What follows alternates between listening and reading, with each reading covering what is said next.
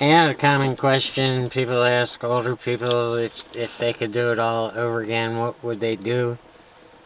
And I always say the same thing. I would be a pediatrician because I can't imagine a more rewarding life than saving the lives of his children. Of course, some of that was not in my control because I didn't come from a family that could afford to send me to college and medical school.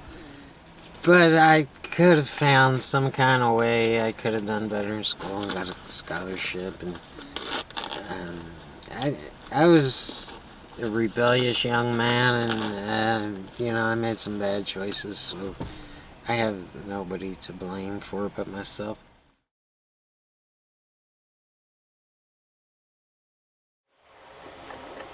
A pro level restoration was an idea to take my hobby of restoring old tools to YouTube.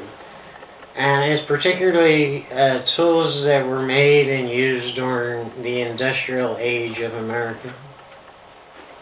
The problem with the business is it's all outgo and there's no income, so you seriously can't call it a business.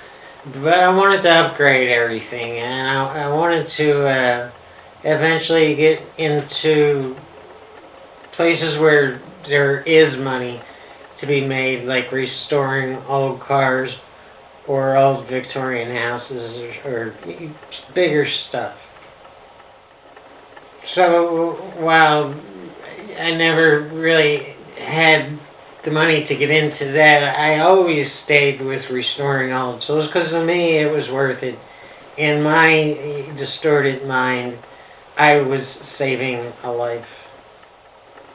And I always set out to make the life or the tool better than new, not just like new. I wanted to make it better than new and improve on a design from 200 years ago or 300 years ago or 100 years ago. So the scrapping aspect of the business was a way to fund this hobby. But that has taken on a life of its own, and we're continually upgrading. I have a new employee working with me just part-time. His name is James, and he's turning out to be a great asset. And so we keep building steps higher, and we keep making contact, valuable contacts. And it's all working out. We started with a fetish for copper. I love copper, and we just focused on that, and to hell with the other metals. But now it has grown into the ABCs of metal, which would be aluminum, brass, and copper, and then the byproducts of iron or steel and stainless steel. And now it's gone even higher and into the precious metals, throughout computers and stuff. So what started as a way to fund a hobby has now grown into almost a full-time business, and it's a juggling of both businesses. And I've developed a passion for scrapping and continually upgrading and improving everything and buying uh, presses and machines and things that make the restoration business uh, easier, faster, better, and machine compressors and things that I need for both the scrapping industry and the tool restoration business. So it was all about generating a serious income, doing what I love to do.